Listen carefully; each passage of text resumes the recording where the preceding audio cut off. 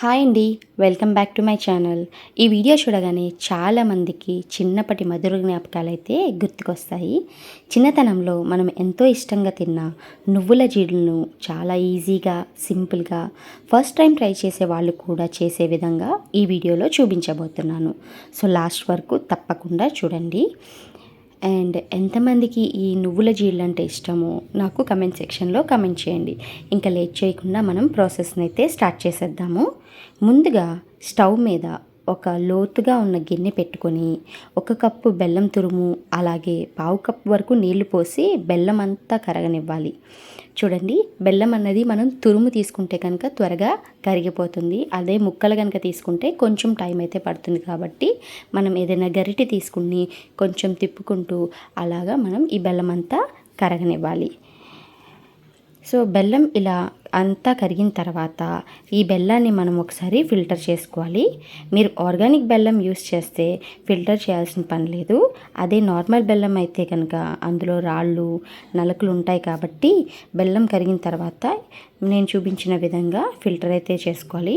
చూడండి, ఈ విధంగా మనం ఫిల్టర్ చేసేసుకుంటే కనుక ఏవైనా రాళ్ళు కానీ నలకలు కానీ ఉంటే కనుక అన్నీ వచ్చేస్తాయి.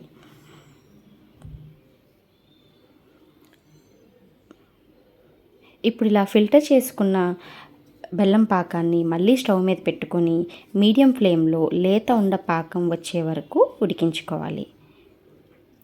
సో బెల్లం బాగా ఉడకాలండి. సో ఇది ఉడకడానికి కొంచెం టైం అయితే పడుతుంది. ఎందుకంటే ఇది కొంచెం లేత పాకం రావాలి కాబట్టి ఇది ఉడకనిద్దాము. ఈలోపు ఈ బెల్లం ఉడికిన తర్వాత మనం ఈ పాకం రెడీ అయిన తర్వాత ఒక గిన్నెలో ట్రాన్స్ఫర్ చేసుకోవాలి. కాబట్టి ఒక వెడల్పాటి ప్లేట్ తీసుకొని దానిపైన కొద్దిగా నెయ్యిని కానీ ఆయిల్ని కానీ అప్లై చేసుకోవాలి. ఇలా అప్లై చేయడం వల్ల పాకం అన్నది ఆ గిన్నెకి అంటుకోకుండా ఈజీగా వచ్చేస్తుంది అనమాట. సో ప్లేట్ అయితే రెడీ అయిపోయింది కదా. ఇప్పుడు పాకం చూడండి, ఇక్కడ పాకం కూడాను మనకి బాగా ఉడికిపోయింది. చూడండి, ఈ విధంగా నురగా వచ్చినలాగా ఉండాలి. ఇప్పుడు దీన్ని మనం ఒక గిన్నెలో చిన్న వాటర్ వేసుకొని అందులో ఈ పాకాన్ని వేసి చూస్తే బెల్లం పాకం అన్నది కొంచెం గట్టి పడాలన్నమాట. చూడండి, ఈ విధంగా గట్టిగా ఉండలా రావాలన్నమాట.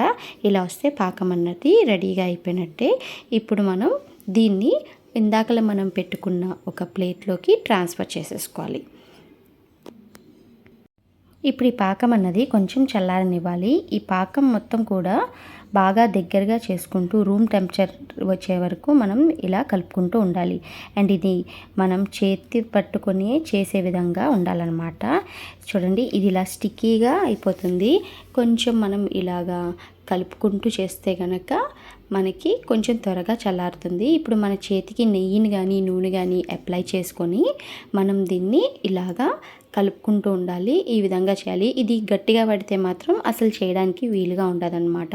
సో వేడి మీద ఉన్నప్పుడే మనం చేసుకోవాలి. ఏదైనా స్పూన్ కానీ లేదంటే హెల్ప్ తీసుకొని ఇలాగా సాగనివ్వాలన్నమాట.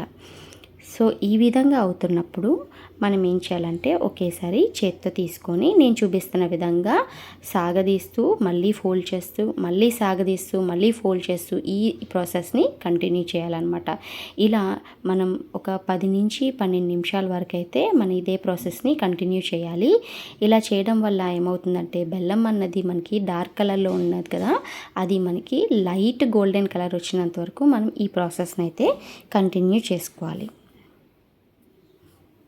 చూడండి, ఇలాగా ఈ విధంగా లైట్ గోల్డెన్ కలర్ రావాలన్నమాట. ఇప్పుడు ఇలా చపాతీ పీట ఉంది కదండి, దాన్ని తీసుకొని నేను చూపిస్తున్న విధంగా రోల్ చేసుకోవాలి. ఇలా రోల్ చేయడం వల్ల మొత్తం కూడా ఈవెన్గా స్ప్రెడ్ అవుతుంది. ఈవెన్గా ఒకే షేప్లో వస్తుందన్నమాట. ఇప్పుడు అదే పీట మీద కొన్ని నువ్వుల్ని వేసుకొని ఈ ఏదైతే జీడి ఉందో దాంట్లో రోల్ చేసుకోవాలి. ఇలా రోల్ చేయడం వల్ల మొత్తం నువ్వులన్నీ కూడాను ఆ జీడికి బాగా అంటుకుంటాయి. నువ్వులు ఇష్టం లేని వాళ్ళు ఓన్లీ జీడి మాత్రమే తినచ్చు, కానీ నువ్వులు వేసుకొని తింటే చాలా బాగుంటుంది అనమాట. సో ఈ విధంగా చేసుకున్న తర్వాత ఇప్పుడు మనం ఒక కత్తి తీసుకొని దీన్ని ఈక్వల్గా కట్ చేసుకోవాలన్నమాట. కత్తికి కొంచెము ఆయిల్ అప్లై చేసుకుంటే కనుక ఈజీగా కట్ అవుతుంది. లేదంటే అది మన కత్తికి అంటుకుంటుంది అన్నమాట. సో దాని తర్వాత మనకి నచ్చిన షేప్లో మనం దీన్ని రోల్ చేసుకోవచ్చు. కావాలంటే దీన్ని రౌండ్ షేప్లో చేసుకోవచ్చు, లేదా సిలిండ్రికల్ షేప్లో చేసుకోవచ్చు. నేనైతే ఇక్కడ మాత్రం సిలిండ్రికల్ షేప్లో చేసుకుంటున్నాను. చూడండి, ఈ విధంగా చేసుకోవాలి. ఇలా అన్నీ కూడా రెడీ చేసుకొని పెట్టుకోవాలి. ఇవి మనం 5 to 6 months వరకు స్టోర్ అయితే చేసుకోవచ్చు. చాలా చాలా బాగుంటాయి. పిల్లలకి బయట దొరికే చాక్లెట్స్ కాకుండా ఇంట్లోనే ఇలా చక్కగా చేసి ఇవ్వండి. వాళ్ళు కూడా చాలా ఇష్టంగా తింటారు. ఇది హెల్తీ రెసిపీయే కాబట్టి వాళ్ళు ఎన్ని తిన్నా కూడా మనకి ఇబ్బంది అనిపించదు. చక్కగా చేసి ఇవ్వండి. అండ్ ప్రాసెస్ కూడా చాలా సింపుల్. పాకం మనం కరెక్ట్గా పడితే చాలండి.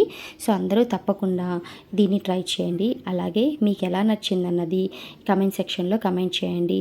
ఈ వీడియోని లైక్ చేసి, షేర్ చేసి, అలాగే నా ఛానల్ని సబ్స్క్రైబ్ చేసుకోండి. Thank you for watching my video.